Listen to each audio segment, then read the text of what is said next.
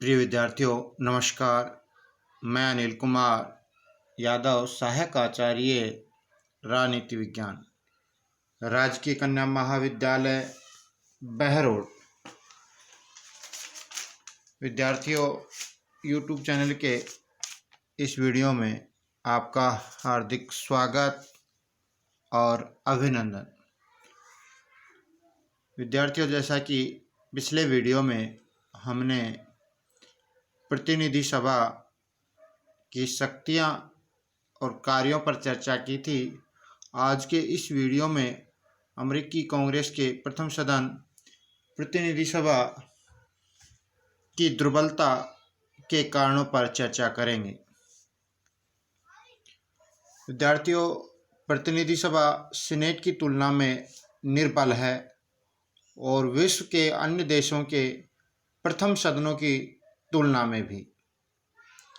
प्रतिनिधि सभा की दुर्बलता के कारणों की विवेचना हम विभिन्न रूपों में कर सकते हैं, जो निम्न प्रकार से है। सबसे पहली बात करें तो कानून निर्माण में समान पदीय द्विसदनात्मक व्यवस्थापिका अमेरिका में देखने को मिलती है, जो प्रतिनिधि सभा की दुर्बलता को प्रकट करती है। दूसरा बिंदु है प्रतिनिधि सभा को वित्तीय क्षेत्र पर एकाधिकार प्राप्त न हो पाना, जबकि अन्य देशों में प्रथम सदन को वित्तीय मामलों में एकाधिकार प्राप्त रहता है। अगला बिंदु है विद्यार्थियों, अमेरिका की अध्यक्षात्मक शासन व्यवस्था, जो कि प्रतिनिधि सभा को कमजोर बनाती है।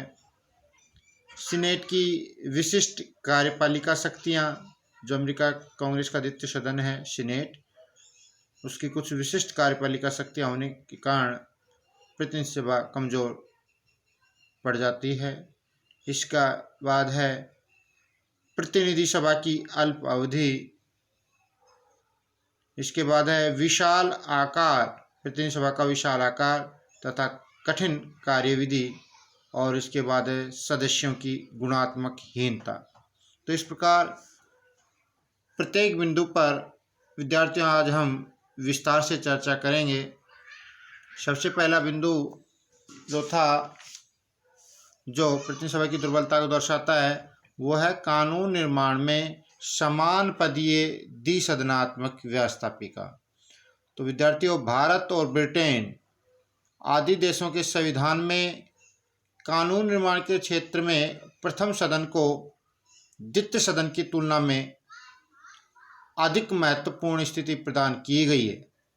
भारत है, ब्रिटेन है और अन्य जो देश हैं, वहाँ के संविधान में कानून निर्माण के मामले में जो प्रथम सदन है व्यवस्थापिका को, उसको द्वितीय सदन की तुलना में अधिक महत्वपूर्ण स्थिति प्रदान की गई। परंतु अमेरिका में सीनेट को हर प्रकार से प्रतिनिधि के समान ही स्थिति प्राप्त है, अर्थात प्रथम सदन जो प्रतिनिधि सभा है वो सीनेट के समान ही शक्ति प्राप्त रखता है। इंग्लैंड में लॉर्ड सभा एक साधारण विधेयक को अधिक से अधिक 1 वर्ष तक रोक के रख सकती है और अंतिम रूप में कानून निर्माण लोक सदन की इच्छा पर निर्भर करता है, अर्थात प्रथम सदन की इच्छा पर निर्भर करता है। लेकिन अमेरिका में सीनेट की स्वीकृति के बिना प्रतिनिधि सभा कानून निर्माण के क्षेत्र में कुछ भी नहीं कर सकती। तो इस प्रकार विद्यार्थियों,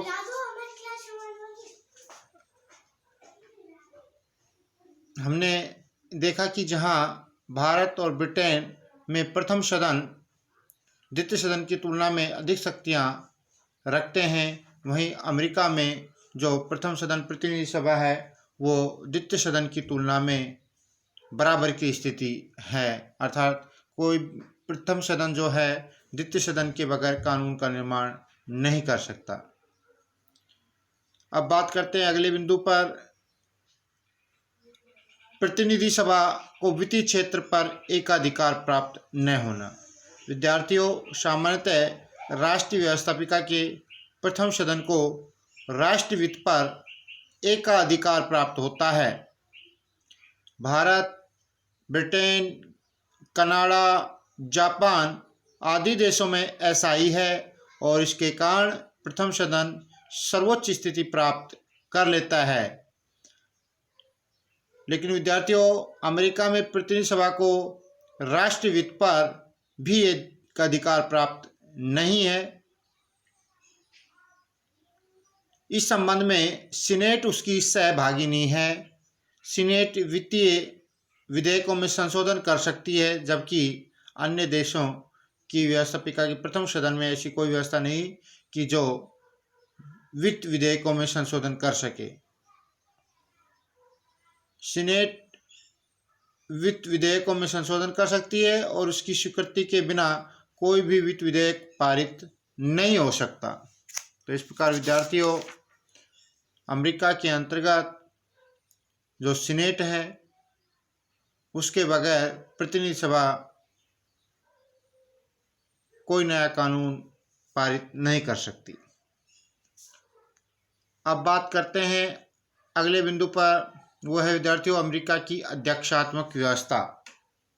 संसदीय व्यवस्था के अंतर्गत कार्यपालिका व्यवस्थापिका में से ली जाती है विद्यार्थियों, और वह व्यवस्थापिका के निम्न सदन के प्रति उत्तरदायी होती है।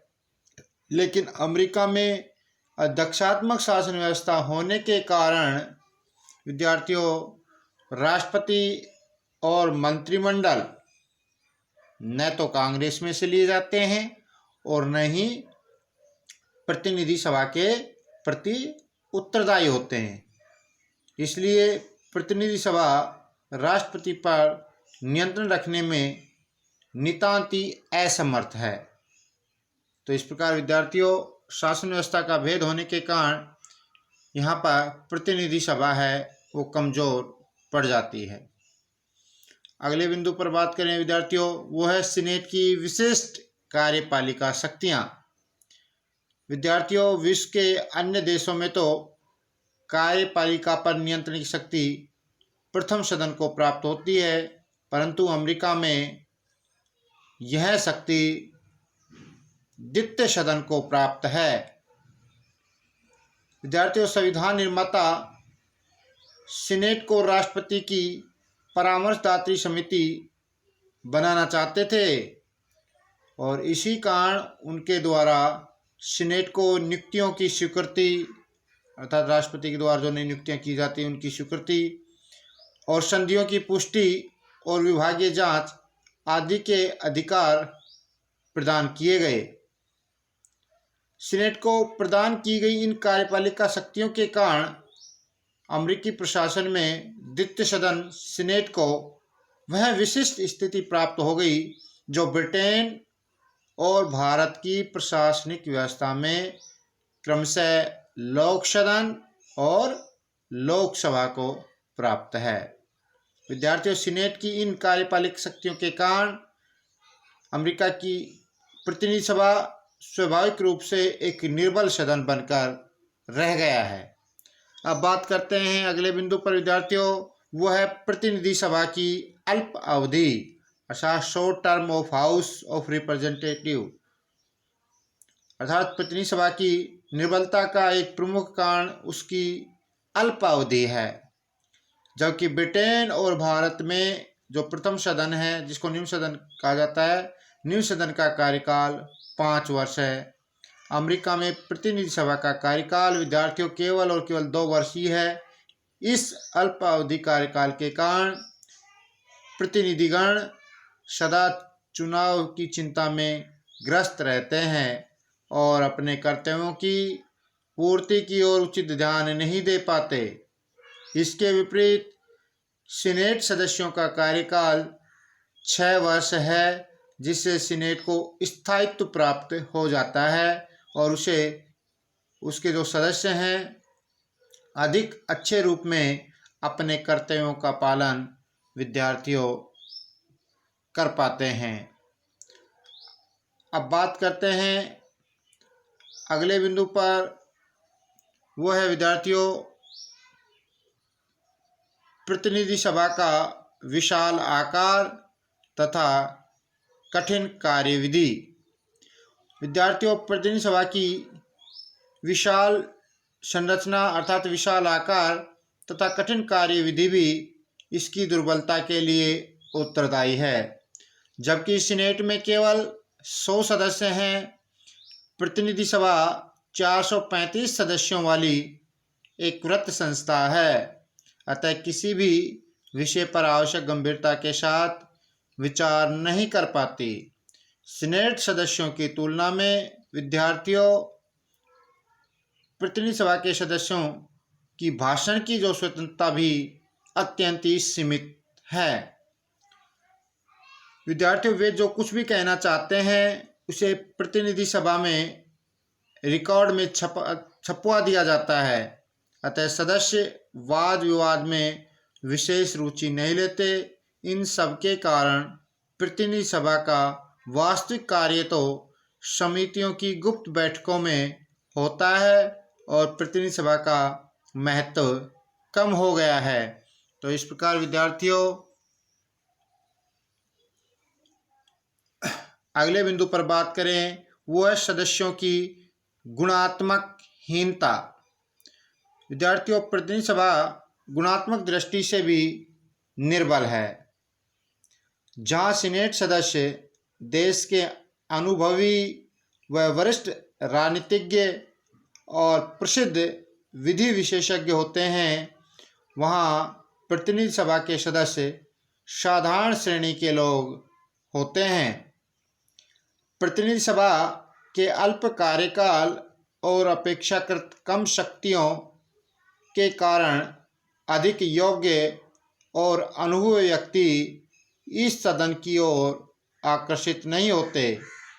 इसके अतिरिक्त प्रतिनिधि सभा के निर्वाचन में क्षेत्रीय नियम का अनुसरण विद्यार्थियों किया जाता है।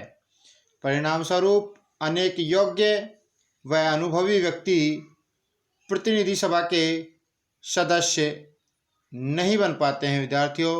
जबकि इस नियम के कारण एक विशेष चुनाव क्षेत्र योग्य उम्मीदवार के अभाव में साधारण श्रेणी के उम्मीदवारों का चुनाव करता है। प्रतिनिधि सभा की इस दुर्बलता को दृष्टि में रखते हुए विद्यार्थियों लास्की लिखते हैं कि वह एक महान राष्ट्र के लिए अनुपयुक्त सदन ही है। धन्यवाद विद्यार्थियों।